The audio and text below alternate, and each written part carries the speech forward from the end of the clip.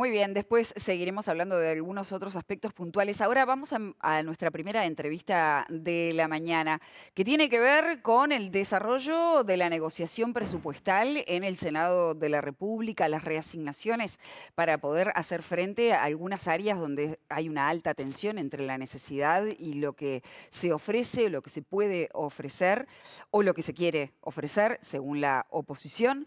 La seguridad pública, el desafío del crimen organizado tras los eventos del INR, también qué pasa con el tema Cardama, cuáles son los últimos acontecimientos. La oposición dice que el gobierno está cambiando su discurso, que lo está flexibilizando, que se pasó de la etapa del este contrato se cae a, bueno, vamos a negociar. Para hablar de todo esto y mucho más, recibimos a la actual senadora, ex ministra de Turismo, Lilian Quechichán. Qué gusto que estés aquí con nosotros. Un gusto estar con ustedes. Bueno, y además son días intensos. Sí, súper intensos porque todavía estamos en la etapa de la comisión de recibimiento de los ministerios. Tenemos a las 10 de la mañana un equipo, a las 3 de la tarde otro. Hoy tenemos a la NEP, Claro. de tarde al Tribunal de Cuentas. Ayer tuvimos ganadería y después turismo. Sí, es súper intenso el trabajo de la comisión. Son 10, 12 horas por día que va a terminar seguramente este viernes en el recibimiento, y nuestra propuesta es que el sábado 22 podamos votar en comisión para que a partir del lunes estemos Empiece la esa discusión. semana votándolo en el plenario Bien. del Senado hasta el viernes. Se Lilian. supone que el viernes va a quedar aprobado, Ah, el bien, viernes bueno. próximo. Viernes próximo, claro. Sí, la agenda nuestra es que queremos que antes de que termine noviembre esté aprobado. Bien, perfecto. ¿Se mantienen los acuerdos de diputados? ¿Eso se mantienen todos, más allá de las Bueno, reasignaciones? ¿Cuáles son las áreas el delicadas acuerdo ahí? de diputados más importante, sin duda para nosotros que no tenemos mayoría en esa Cámara, Ujú. fue asegurar los ingresos. Es decir, esa adecuación tributaria que está incorporada, que es el impuesto mínimo global, el impuesto a la renta de los depósitos en el exterior y el llamado TEMU, que es un impuesto a las encomiendas digitales. Eso está asegurado, sí, eso está asegurado. Después el diputado sí hizo algunas modificaciones, suprimió otras cuestiones que no tienen costo y que sin embargo ahora los ministerios, cuando estuvieron presentes en la comisión, nos pidiéramos que volvieran a intentarlo, cosas de procedimiento, vinculadas a compras, vinculadas a algunas movidas administrativas adentro de los ministerios, pero para cada ministerio son importantes. Claro. Y después hay un paquete de, creo que son 8 artículos que votó diputados solo con los votos de la oposición, toda la oposición junta, y ahí lograron los 50 votos, el Frente Amplio no lo votó, de unos 8 artículos sin financiamiento. Ahí tenemos los 80 millones de dólares aproximadamente. Ahí tenemos los 80 millones porque incorporaron cosas muy sensibles, algunas como son, no sé, los maestros para las escuelas especiales, pero bueno, yo te diría que es imposible votar cosas sin financiamiento. ¿Y ahora cómo se es resuelve eso, Lilian? Bueno, eso se resuelve, en algunos casos no vamos a poder atender eso que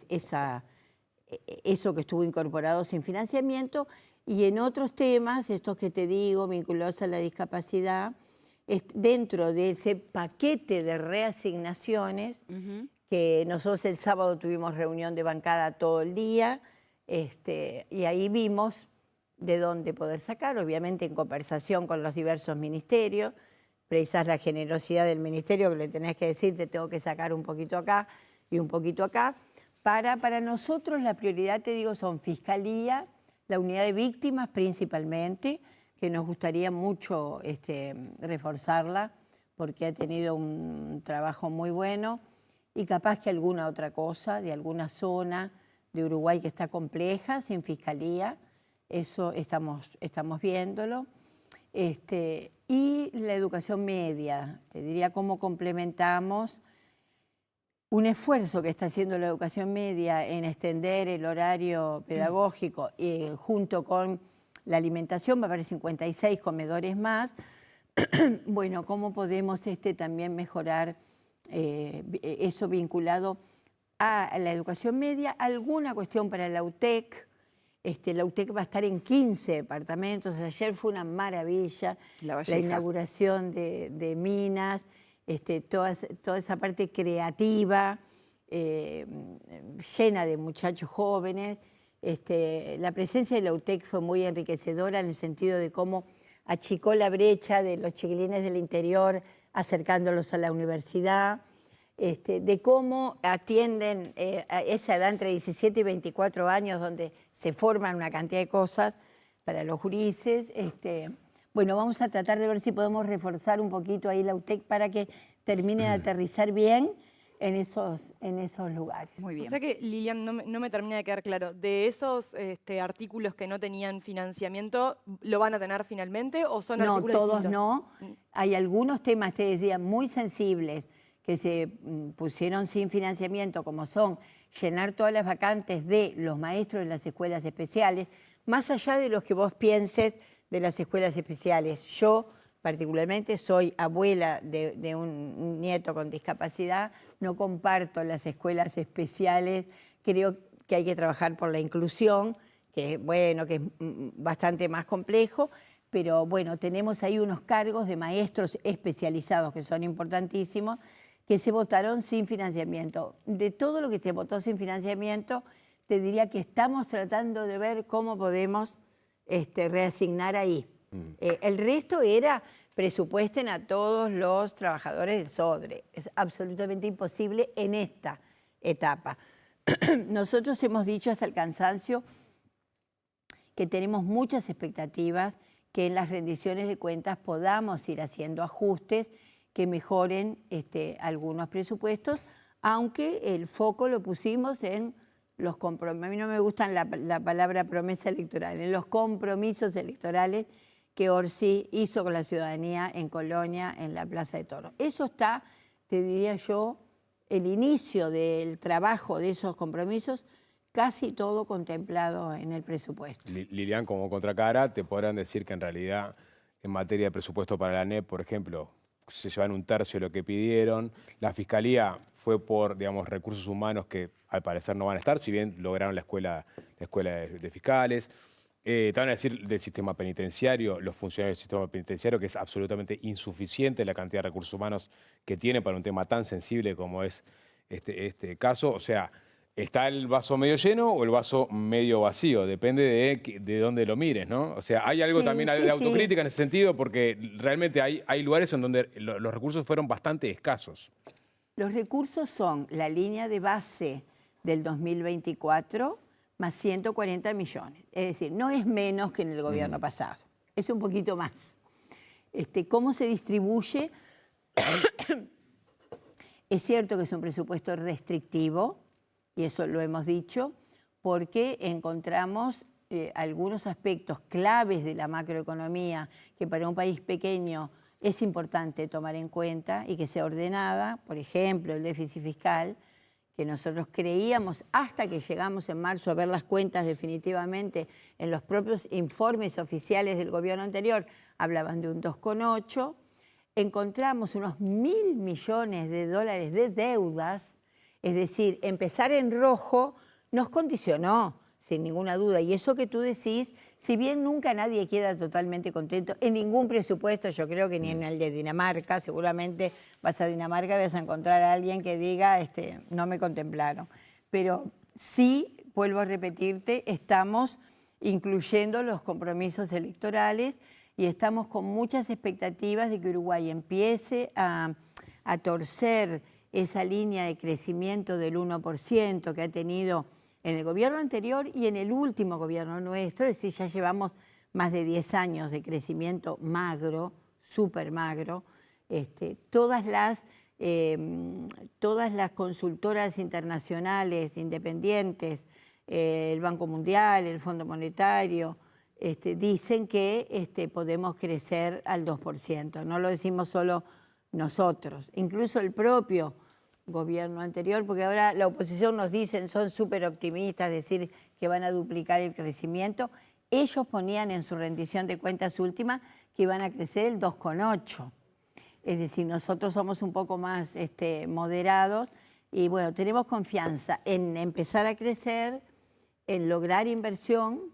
En eso también encontramos como un atraso muy grande. Había 4.000 proyectos, 4.000 en la COMAP, en la oficina que estudia los proyectos de inversión, sin análisis. Bueno, eso se está poniendo al día, han aparecido algunas cosas interesantes. Y aparece una agencia nueva también, ¿no? ¿Cómo? Una agencia de inversión aparece dentro del presupuesto. Sí, también, un poco para hacerle un seguimiento, además del estudio de los proyectos. Cuando vos presentás el proyecto, ahí había como una cosa lenta, hasta que llegara a estudiarse. Se va a tratar, Canelones lo hizo, el gobierno de Yamandú en Canelones hizo en el polo tecnológico de Pando estaba instalado, hizo una agencia de inversiones. Una semana duraba el estudio de cada proyecto, cuando en el resto del país a veces demoraba 3 y 4 meses. Estamos copiando un poco ese buen ejemplo. Lilian, el PIT-CNT está, para seguir en el área presupuesto, pero desde el punto de vista más conceptual, el PIT-CNT está por presentar su iniciativa fundamentada del gravamen de 1% a los más ricos. Y ayer escuchaba a la senadora Constanza Moreira en TV Ciudad, que es una de las promotoras también de esta idea, y decía, le preguntaban por los gobiernos de izquierda, ¿no? Entonces decía Constanza, a los gobiernos de izquierda le falta izquierda. Entonces, el planteo del 1% es algo que es esperable dentro de un gobierno de izquierda, que se pueda llevar esa idea. Bueno, primero, a veces pensar que querer más izquierda dentro de la izquierda nos puede llevar a gobiernos de más izquierda. Y en realidad los ejemplos que tenemos en el mundo es que cuando se pide sin mucho fundamento más izquierda, entre comillas, porque yo creo que estoy parada en una fuerza política que es de izquierda, el Frente Amplio, lo que viene no es precisamente la izquierda, ni la más izquierda. Pero ese es un debate bastante más... El izquierdómetro le llamaste tú. Sí, no lo comparto, no lo practico ni lo comparto. Y bueno, y si hubiera izquierdómetro habría que medirnos en todos los momentos, ¿no? También en los difíciles, en los complejos, en la resistencia a la dictadura, en una cantidad de cosas, pero no me sumo yo a eso. Lo que digo que la frase, vamos a grabarle a los ricos para distribuir ese 1%, que además es poquito, que no les haría daño, entre los pobres es súper tentador. El propio Frente Amplio dijo, analicémoslo. Hay algunas experiencias en el mundo. Yo creo que el PIT-CNT, que empezó con un planteo que no aterrizaba claramente porque hay que aplicarlo, ¿no? Después, ahora termina por el camino que iba a terminar, que es en el de gravar el patrimonio. Parecería que van por ese Es una sobretasa del impuesto es una sobretasa del impuesto al patrimonio, es decir, tasa. Sí. Por lo cual tiene un destino específico que sería justamente el ataque a la pobreza. Sí, la tasa, y vos cobras esto para dárselo a ese es el concepto. Lo tengo clarísimo. Pero digo, la herramienta parece que vuelve a caer en el patrimonio. Las experiencias en patrimonio del mundo, hay que debatirlo, yo estoy de acuerdo que hay que debatirlo. Era imposible aplicar eso para tener recursos para este presupuesto, absolutamente imposible aterrizar esa propuesta, que además demoró mucho en conformarse, es decir, era un buen discurso, una muy buena intención, es probable, pero cuando uno gobierna tiene que tener la herramienta bien afinada para poder aplicarla y tener los ingresos. En el mundo, las experiencias que yo he visto, que hemos visto algunos compañeros en el Frente Amplio, es que muchas veces cuando tú grabas el patrimonio, la gente se desprende del patrimonio. Se desprende, lo pasa a otros y terminás recaudando mucho menos de lo que alguna vez soñaste. Pero veamos, el proyecto todavía no está presentado, vamos a verlo cuando lo presenten. Lo que yo digo es que el centro de nuestro debate hoy no es ese, el del frente, el del gobierno, es este presupuesto. Ese es el centro del debate.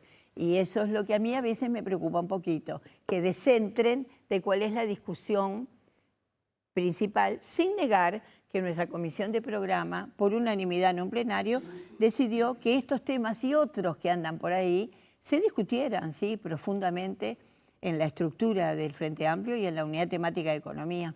Con esta propuesta, al principio parecía que no había cabida de ningún tipo dentro, ni que hablar dentro de los actores del gobierno, pero parecía que era una propuesta de unos pocos, ¿no? Y se fueron sumando y fue ganando terreno esta discusión sobre gravar al 1%. ¿Crees que puede seguir avanzando, puede seguir creciendo esta propuesta hasta que logre mayores consensos?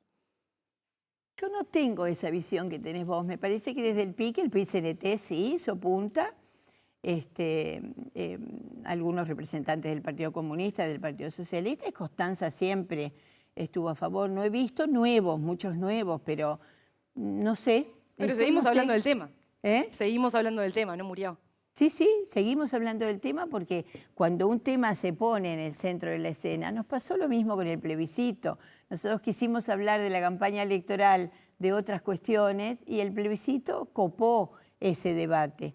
Eso es lo que yo creo que no nos hace bien cuando tenemos un centro de centrarnos. Eso es lo que yo creo, no los temas, que siempre hay que discutirlos, obviamente, porque todas las ideas pueden tener algo de valioso. Eso lo he aprendido en el ejercicio de como parlamentaria, como directora en Montevideo y como ejecutiva, como ministra. Siempre cuando alguien te dice algo, alguna cuota de razón puede tener, pero hay que hacerlo con los tiempos necesarios. Es una cosa que, o sea, es una cosa que le sirve al Frente Amplio o no le sirve que tener siempre esa, capaz que el término no es el más adecuado, pero es como la reserva moral de la izquierda que presenta este tipo de cosas que son bien de izquierda, la gente los identifica como de izquierda, pero que no tienen consensos porque son presentados por sectores minoritarios, en este caso Partido Comunista, aunque tenga digamos, el aval del PIT-CNT. No, ¿Es bueno para el Frente Amplio esto o no? No, es la vida del Frente Amplio, siempre ha sido esa unidad en la diversidad, porque finalmente a mí lo que más me importa es que después de ese debate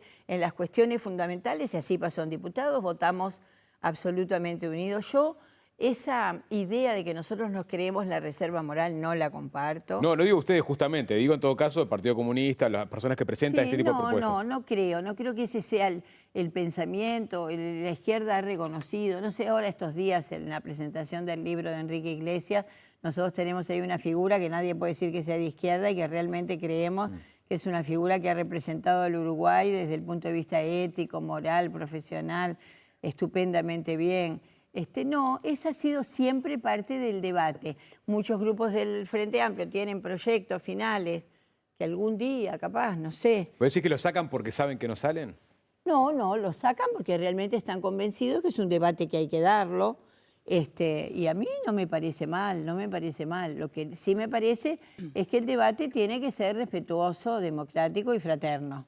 Eso sí me parece. Cuando se empieza a calificar, yo soy más de izquierda, tú sos menos de izquierda, yo soy más valiente, tú sos menos valiente, yo soy más cerca de los pobres y tú sos menos cerca de los pobres, eso me parece que no ayuda. Te voy a cambiar de tema. Vamos al caso Cardama. Precioso tema. La oposición está diciendo que el gobierno cambió su postura frente al tema, como que el presidente de la República en una primera instancia dijo este contrato cae, hay un eventual fraude al Estado uruguayo, este contrato cae, y ahora como que el presidente de la República está planteando, bueno, podemos negociar determinadas cosas o sentémonos a hablar. ¿Cómo ves esta perspectiva a la luz de los últimos acontecimientos? Yo veo que es un episodio, nosotros desde el Parlamento, les quiero decir, los que fuimos oposición en el periodo pasado, en la Comisión de Defensa estaba la actual ministra, que era la presidió un tiempo a la comisión, Sandra Lazo, y estaba Mario Vergara. Yo estuve siempre muy informada porque Mario nos tenía muy informados, hasta que finalmente, me acuerdo, en noviembre del 24, Mario dijo, voy a pedir que se haga nuevamente la licitación, porque esto es muy mamarrachesco. Es decir, seguían sin haber respuestas claras, no estas cosas que aparecen ahora que son realmente graves, que no existía la garantía, que ha habido falsificaciones de firmas, un conjunto de cosas que indudablemente el Estado tenía que actuar. El Estado no puede mirar para el costado cuando algo está mal hecho. Lo que el contrato también dice que hay una cláusula de mediación. Entonces, nadie puede negarse a dialogar y me da la impresión porque es otra cosa que también nos han un poco caricaturizado. Las OPB son necesarias, sí, no hay duda, las precisamos. No las hace cualquiera. Parecería que Cardama no fue la mejor elección. Ayer estaba la información de que habían tardado 9 años en hacer un barco. Y ahora, bueno, todo este episodio de ir a auditar a ver cómo está, me pareció un corolario muy patético realmente de un debate que es serio, que el Uruguay no puede perder. El Uruguay tiene que tratar de ver cómo tiene las patrullas para patrullar su mar y cómo hace las cosas correctamente, que está claro que no se hicieron correctamente. La visita del diputado Giannoli, según lo que plantean desde ahí, bueno, trajo elementos para decir que la cosa está funcionando. ¿Fueron presentados formalmente? ¿Se le presentó al Parlamento esas pruebas o supuestas Al pruebas? Senado no. Al Senado no. ¿Y a Tengo muy diputados? claro cuál fue el proceso que él hizo en diputados, pero no, al Senado no. Iba a presentar un informe en la Comisión de Defensa, el presidente. Seguramente, pero bueno, se autodesignó, no es una cosa institucional, ¿no? Ahora, la pregunta que importa acá, me parece, es si eventualmente Uruguay tiene alguna chance de perder los casi 30 millones de dólares o 30 millones de dólares que puso, perder también lo que se ha construido hasta ahora, o quedar digamos, embarrado en un litigio largo y quedarnos sin patrulleras. ¿Cuál es el horizonte que tienen que dar los uruguayos sobre este tema? El horizonte es obviamente no perder y poder resolver un tema que es importante. Y eso es complejo, no se resuelve de un día para otro, pero ese es el objetivo. Ese es el objetivo. ¿Ves algún riesgo en que legisladores hagan gestiones paralelas sin un aval institucional? Bueno, yo creo que no corresponden, pero de cualquier manera está fijada la interpelación a la ministra para el 8 de diciembre en el Senado, es decir, por eso también estamos acelerando un poco lo de presupuesto para terminar en noviembre. El 8 de diciembre va a haber la interpelación y no se olviden que hay una investigación administrativa en curso que seguramente va a dar mucha información. ¿Estarán los resultados para antes No de la lo interpelación? sabemos. Yo desearía de corazón que el 8 de diciembre tuviéramos el resultado de esa investigación administrativa. Por lo que sabemos, se ha llamado a muchas personas que participaron de este proceso, tanto de la Armada como civiles, como del propio Ministerio, pero no sé si va a estar terminada, eso no lo puedo saber. Lilian, sobre el ataque al INR, venimos de un ataque a la fiscal de corte, Mónica Ferrero. Uruguay no termina de recuperarse de eso, está empezando a tomar decisiones para mitigar el avance del crimen organizado y aparece otro ataque. ¿Cómo se frena?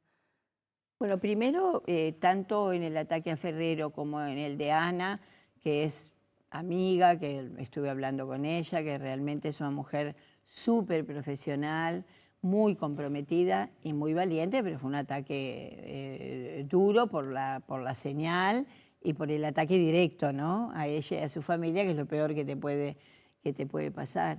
Yo creo que lo más importante es que todo el sistema político en los dos casos salió claramente a condenarlo. Pero eso no frenó, cuando pasó lo de Mónica Ferrero no frenó que haya un siguiente ataque. No, estamos ante un enemigo que no se frena fácilmente. Tiene que haber otras acciones que yo estoy convencida que están habiendo y que capaz que esto también es respuesta a algunas acciones que están habiendo al interior de las cárceles y afuera de las cárceles. Seguramente esto también es una señal en ese sentido. Lo que a mí me sorprende un poco, y no es para minimizarlo, es que se diga que es la primera vez que en el Uruguay hay algún ataque de este tipo. Pues nosotros ya hemos vivido, ¿ustedes se acuerdan? Los ataques a la casa de Sanguinetti en su momento, 11 balazos, A la sede de al narcóticos, estudio de Sanguinetti. ¿Pero eso no fueron los tenientes de Artigas? ¿Eso no fueron los tenientes de Artigas? No se supo que pues que era otro tipo de... Estamos hablando de otro tipo de enemigo en todo caso, ¿no? Estás hablando de principio de los 90, cuando le pusieron una bomba al estudio de Sanguinetti. Una bomba al estudio, un balazo a su casa y después un balazo al fiscal que estaba atendiendo el caso Berríos. Claro, pero una balacera enorme. Es decir, son enemigos, capaz que no son los No, porque mismos. capaz que lo estaría más al ataque a Lina R en la gestión de Mendoza, que sí seguramente estaba También. más vinculado a personas reclusos en la cárcel Sí. que aquello otro que eran militares que en todo caso estaban en contra de los movimientos que estaba haciendo el gobierno. Bueno, aquella otra no ¿no? sé, porque Y bueno, nunca se encontraron al parecer no fue definitivamente los narcotráfico. culpables. Sí, se Capaz habló de que los como tenientes de vos decís. Artigas. No, pero te quiero decir, no nos podemos acostumbrar. El sistema político tiene que salir fuertemente a repudiar esto y ser conscientes de que sí, que estamos ante enemigos fuertes, poderosos aquí y en buena parte del Pero mundo, tenés la ¿no? convicción de Ayer que- leía que países tan desarrollados como Bélgica son, por ejemplo, los primeros productores de drogas sintéticas en el mundo y eso le ha creado un problema social tremendo. El mundo hiperdesarrollado. No es para conformarnos.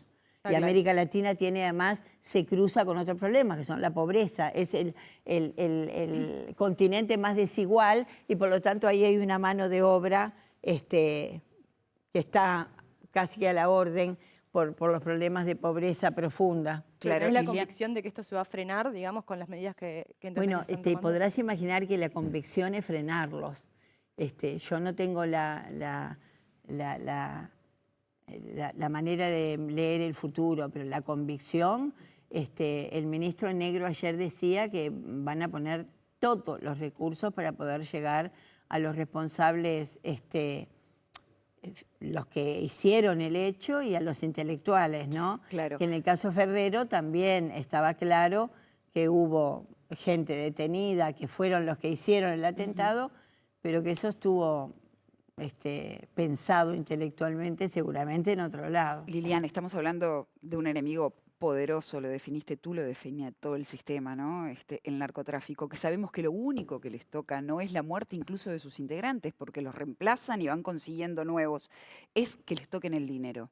Exacto. Entonces, ¿cómo se mueve, cómo se relaciona esto con el posible levantamiento del secreto bancario, modificaciones en las leyes de lavado de activos, la JUTEP, el fortalecimiento de la JUTEP y de los organismos de contralor? Acá tenemos un nudo grande. Sí, en el periodo pasado no pudimos desatar esos nudos. El Frente Amplio en la oposición presentó 3 proyectos que para nosotros eran claves para ayudar a esta lucha, que era la financiación de los partidos políticos, el fortalecimiento de la JUTEP, sacándola de la órbita política partidaria, y la ley de lavado de activos. Solo logramos la ley de partidos políticos muy mala, porque no era la que nosotros hubiéramos deseado, tuvo una cantidad de podas impresionantes. Que no hay quien lo controle mucho tampoco, ¿no? No hay como muchas condiciones para controlar el tema del financiamiento de los partidos. No, hay herramientas, en muchas partes del mundo hay herramientas. acá, Vos digo. mirás en España No, me refiero acá. y le preguntan al PSOE si pagó tal cosa en efectivo. Es decir, no, hay muchas herramientas. Pero no la las ley- usan, porque ahora hay una claro. ley nueva que los principales partidos no presentaron sus declaraciones. Sí. Sobre todo la pauta de los A canales. eso me refiero. Eso, Hay que sancionarlos. el Frente Amplio incluido. La Corte Electoral tiene mecanismos para sancionarlos en las futuras contiendas electorales. Pero te digo, los otros Digo, no pero no lo- es menor, perdón, Lilian, esto que estoy diciendo. O sea, hay una ley que votaron los partidos políticos que no la cumplieron. ¿No la cumplió quién? Muchos de los partidos tenían que presentar declaración jurada, por ejemplo, vinculada a la pauta en televisión y no lo hicieron. Sí, nosotros presentamos todo. ¿Todo presentaron? El Frente Amplio presentó todo, ¿sí? Y ahí nos enteramos que la pauta en televisión nos costó 3 veces más que al resto de los partidos. Sí, la presentamos.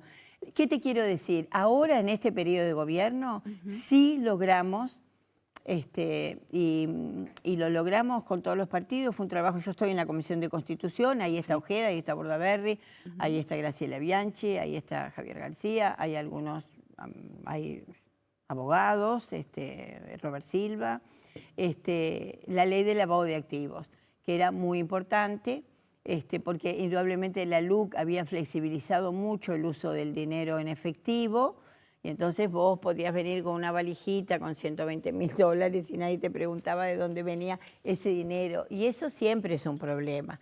Bueno, la ley de lavado de activos salió, y ahora estamos negociando el tema de el secreto bancario. Sí, en el diputados no se quiso votar, muchas cuestiones vinculadas a la transparencia no se quisieron votar. Y ahora hay una propuesta alternativa de Pedro Bordaberry que la bancada del Frente Amplio está analizando, porque estamos priorizando que lo más importante es que salga algo vinculado al secreto bancario. Yo entendí en algún momento cierto temor de algunos legisladores en el sentido de que la DGI tuviera la potestad de levantar el secreto bancario, porque es cierto que el director de la DGI es elegido políticamente. Bueno, busquemos las garantías. Lo que no podemos es amputarnos una herramienta que toda la justicia, el sistema de justicia, fiscales, jueces, todos te dicen que es muy importante para analizar el secreto bancario en Uruguay y tener la posibilidad de pedir. Yo no lo tenía claro hasta que escuchamos a la fiscal, la posibilidad de pedir antecedentes de las personas en el exterior. Porque vos podés... A ver, ¿cómo es? Vos podés investigar a una persona acá. Acá Sí. en el Uruguay no tiene ningún antecedente. Pero resulta que en otro país del mundo tiene 3 o 4. O por lavado, o por robo, o por prevaricación, no sé, Sí. por lo que sea. Bueno, eso también estamos tratando de resolverlo en el presupuesto, que realmente la justicia pueda tener la potestad de pedir antecedentes, por lo menos a los países de la región. ¿Hay cierto acuerdo de eso? Hay cierto acuerdo, te diría que hay cierto acuerdo, no total, pero hay cierto acuerdo. Bueno, entonces dijiste que para el otro viernes quieren tener votado el Sí, presupuesto. sí, sí. ¿Nos quedamos con eso? Son ¿Conversamos después? 715 artículos, así que se imaginan. Hay, yo qué sé, ponele 400 y algo, que estamos todos de acuerdo. Así que eso los vamos a votar como en bloque. Y después tenemos, sí, un lote en donde seguramente va a haber debates mayores o menores, porque hay cosas más importantes que otras. Pero bueno, para eso es el Parlamento y finalmente el viernes vamos a tener presupuesto. Un gusto tenerte aquí.